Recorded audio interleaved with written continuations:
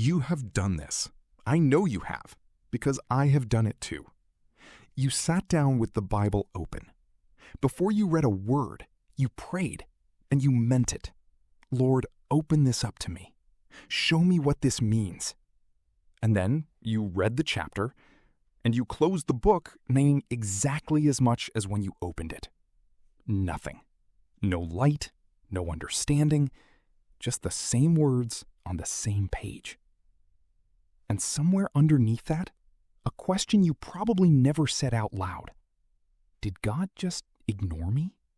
I want to answer that, and I want to answer it honestly, because the wrong answer here does real damage. Some of you concluded it was your fault, that you did not have enough faith, or that you were not living clean enough, or that God speaks to other people and not to you, and you have carried that quietly for years. That is not what happened. There is a reason your prayer did not produce understanding, and it has nothing to do with your faith. It is because you asked God to do something He has told you plainly He will not do, and you asked Him to skip the very thing He will do. Both halves of that matter. Let's take them apart. Start with why prayer belongs here at all. 1 Corinthians chapter 2, verse 11. For what man knoweth the things of a man, save the spirit of man which is in him? Even so the things of God knoweth no man, but the Spirit of God. Paul is drawing a line between two kinds of knowing. Here is the first kind. You can stand in an airport near an arrivals gate and watch a stranger take a phone call. You cannot hear one word of it, and in about 4 seconds, you will know whether the news was good or bad. You have never met this person. You know nothing about their life, and you read them instantly. How? Because you have what they have. You have a human spirit, and so do they, and that shared thing makes them legible to you. Now hold that up against God. You do not have what God has. There is no shared interior life to read Him by. You cannot look at God's situation and intuit how He feels about it, the way you did with that stranger, because nothing in you corresponds to Him. Paul's point is not that God is hiding, it is that you are not equipped. Which means, and this is the whole reason step 1 is prayer, that if the Spirit of God does not open this book, no amount of intelligence opens it. Not education, not sincerity, not effort. But the moment you understand that, you walk straight into a trap, and most Christians who understand it never get out. Here is the trap. If only the Spirit can teach me, then my job is to pray and wait. I do not need the work. I do not need the background. I do not need to know who wrote this or to whom or why. I will pray, and God will drop the meaning into me. It sounds like humility. It is the most spiritual sounding sentence in the room, and it will keep you ignorant for the rest of your life. Because God does not do for you what He has already equipped you to do yourself. He is not going to reveal to you that Paul wrote Philippians from prison. That is on the page. He is not going to whisper that the letter to the Hebrews is addressed to people considering going back to the temple system. You can find that out. He is not going to supernaturally inform you that there are 4 Gospels. Open the book and count. The Spirit of God is not a substitute for reading. He never offered to be.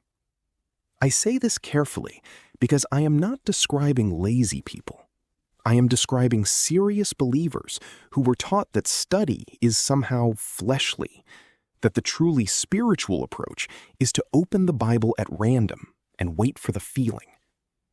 Those people are sincere, and they are stuck, and they have often been stuck for 20 years.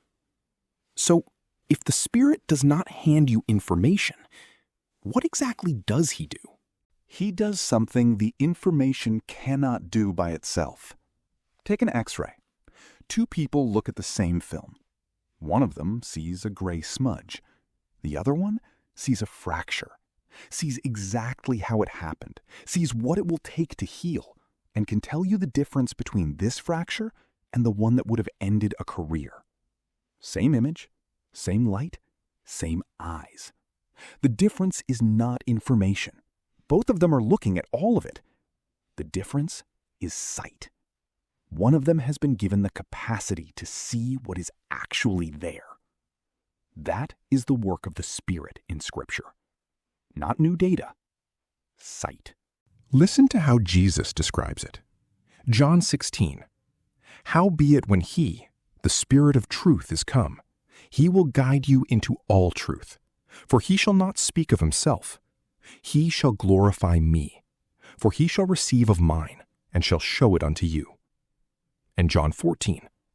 But the Comforter, which is the Holy Ghost, He shall teach you all things, and bring all things to your remembrance. Notice what He works with.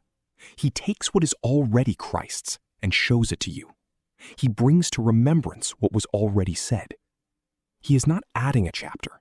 He is turning the light on in the room you are already standing in.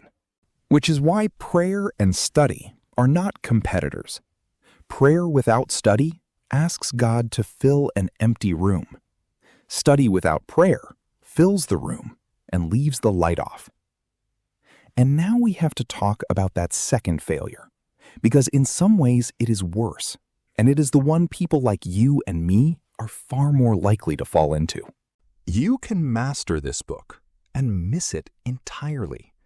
There have been scholars, brilliant ones, who could reconstruct the political situation of first-century Judea in more detail than any pastor you have ever heard, who could parse the Greek, who knew the manuscript tradition cold, and who read the account of the resurrection and concluded that the interesting question was how the legend developed.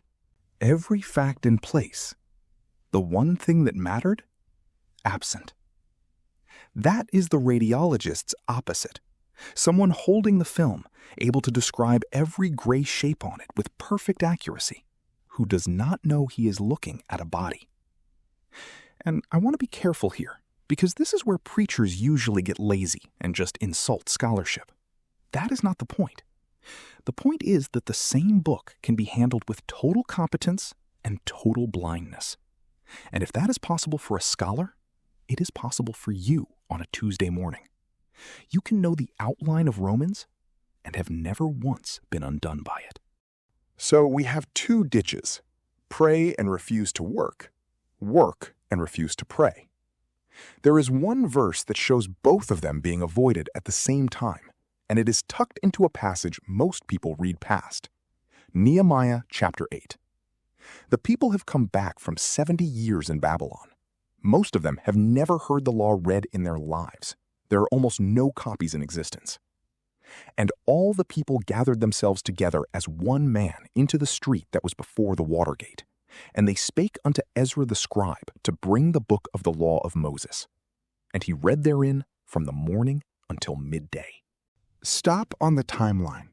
From dawn until noon. Standing. That is 4-5 hours of nothing but the text being read out loud to people who had lost it and wanted it back. Now watch what happens alongside the reading. Verse 7 tells us the Levites were positioned among the people, not on the platform, among them, while the reading went on. And verse 8 is the sentence I want you to take out of this video. So they read in the book in the law of God distinctly, and gave the sense, and caused them to understand the reading. 3 things, in order. They read it clearly, they gave the sense. The people understood. Not read it and hoped, not explained it without reading it. The text was put in front of the people plainly, and then somebody did the work of making the sense land. That is the whole model. And every part of it is labor. Which brings us to the part nobody wants. Here is the sentence I would put over every Bible study I have ever been part of.